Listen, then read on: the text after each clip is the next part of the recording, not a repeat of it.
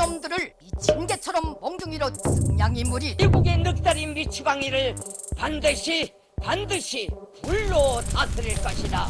맹물 먹고 속이 얹힌 소리 같은 철면피하고 뻔뻔스러운 내용만 구구절절하게 늘어놓았다. 지난 17일 김여정 노동당 제1부부장이 문재인 대통령의 6.15 공동선언 20주년 발언을 겨냥해 이렇게 말했습니다. 철면피한 감언이설을 듣자니 역스럽다는 제목의 담화문을 냈는데요. 이보다 앞선 지난 13일에는 북한 선전 매체 조선의 오늘에 2018년 남북정상회담 당시 옥류관을 찾아 평양냉면을 먹었던 남측 대표단을 향한 주방장의 모욕적인 말이 실려 논란이 일기도 했습니다. 물론 북한이 우리나라에게만 이런 건 아닙니다. 미국과 일본도 이런 막말을 피해가지는 못했습니다. 천년숙적 외놈들의 꼴을 볼수록 눈에 부린다. 가증스럽게 놀아대는 약한 쪽발이들을 가만두어서는 안 된다.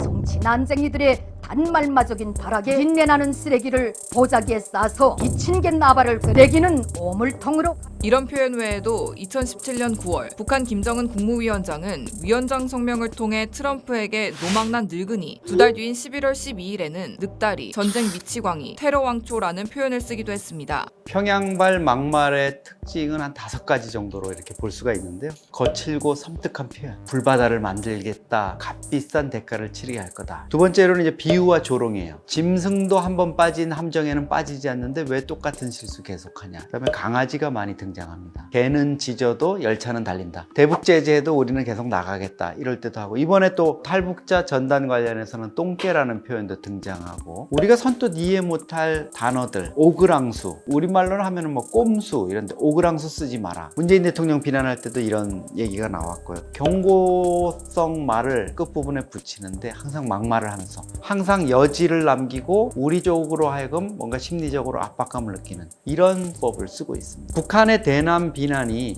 미국에 하는 것, 또 일본에 하는 것 분명한 차이가 있습니다. 영문으로 비난 담화를 내고 이럴 때 단어라든가 이런 것들을 정확하게 선택을 하는 것 같아요. 또 하나는 인종차별적인 발언도 서슴지가 않아요. 외모를 가지고 어떻게 표현을 한다든가, 오바마 대통령, 뭐 부시 대통령에 대해서도 그렇게 표현했고, 다만 트럼프 대통령에 대해서만은 조금 예외인 것 같아요. 늑다리 뭐 이렇게 표현을 하다가 싱가포르 북미 정상회담 이후에는 아직까지 트럼프 대통령에 대해서는 비난을 하지 않고 있고, 이 두 사람의 개인적인 신뢰가 북미 사이의 정치적 신뢰로 이어져 갈 수 있을지는 미국의 태도에 달렸다, 이렇게 여지를 남기죠. 일본에 대해서는 뭐 원래 강도 높게 비난을 해오는 부분이 있습니다. 특히 아베 정권 들어서는 일제 침략 부분, 침략자, 도살자, 민족에게 씻을 수 없는 상처를 준 이런 부분을 활용해가지고 비난전을 전개하고 있습니다.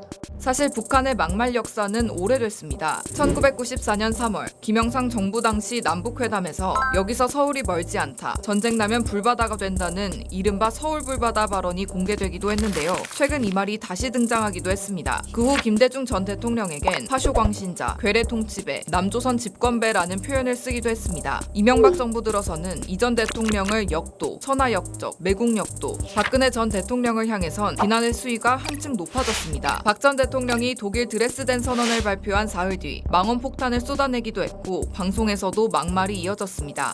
더러운 악설만을 내뱉는 박근혜를 공동묘지에 묻어버려야 한다. 박근혜와 같은 4대 매국노들을 시종자까지 없애버리는 것이 곧 결의가 바라는 변화이고 더러운 혓바닥에 올려놓았다. 미국의 개우리인 청와대를 떠나 벌벌 사나운 입뿌리를 다물고 죄 많은 육신을 한시바삐 공동묘지에 묻어버리는 것뿐이다. 북한에서 이렇게 언론 매체, 공개 매체라든가 그다음에 신문을 통해서 이렇게 비춰지는 역들은 공영화되고 공식화된 역이라고 하면 돼요. 일단은 선전선동부라고 하는 노동당 조직 내의 부서가 전문적으로 이걸 분석을 해가지고 문구를 만들어요. 문장력이라든가 언어 구사력, 그다음에 이런 표현력 같은 것이 개인의 우사에서 나오는 것이 아니라 이것도 합법화된 공인된 역인 거예요. 북한 내부에서 가끔씩 가다가 공개 처형을 해요. 이럴 때 제명을 뒤집어 씌울 때 역을 보면 이건 아무것도 아니죠. 최근 김여정의 담화 표현이 세지고 있다는 의견도 나오고 있습니다. 김여정 담화는 되게 재미있고 흥미있는 대목을 하나 발견했어요. 뭐냐면 노동당의 간부나 이런 사람들이 손을 못 대는 것 같아요. 문장 곳곳에 기존에 북한이 쓰지 않던 표현들이 등장해요. 예를 들어서 나는 어떤 미운 짓을 하는 놈 놈보다 말리지 않는 놈이 더 밉더라. 마치 김여정이 SNS에나 올릴 법한 글들. 정말 공식적인 담화에서는 찾아보기 어려운. 그리고 3월 3일 날 청와대를 비난하는 담화도 끝부분이 이렇게 끝나요. 겁먹은 개가 더 요란하더라. 딱 누구처럼. 무슨 젊은 친구가 개인 편지 보내듯이 이렇게 하고 3월 22일 날 트럼프 친서 담화 여기도 보면 내 개인적 생각을 말한다면 이건 담화 같은 데서는 등장하지가 않거든요. 그리고 이번 문재인 대통령을 비난하는 지난 17일자 담화에서도 보면 행동보다 말 잘하는 사람이 간혹 있기는 하더라 이러면서 또 문재인 대통령을 비난해요. 그러니까 하더라, 밉더라, 딱 누구처럼 이런 식으로 김여정류의 이런 표현들이 등장하는데 그 부분을 북한의 통전부 이쪽에서 막지를 못하는 것 같고 김여정의 담화가 표현이 점점 강화되는 부분들 이런 부분들은 적절한 수준에서 북한의 자제가 사실은 필요한 부분인 것 같아요. 공식 담화에서도 쉽게 볼 수 있는 북한의 이런 표현 어떻게 해석해야 될까요? 남쪽에 대해서 가능한 한 자극적이고 강도 높은 비난의 말을 쏟아내야 좀 타격을 줄 수 있다 이런 생각을 하는 것 같죠. 사실 남북관계에 있어서 막말을 해서 얻을 수 있는 부분 이런 게 없거든요.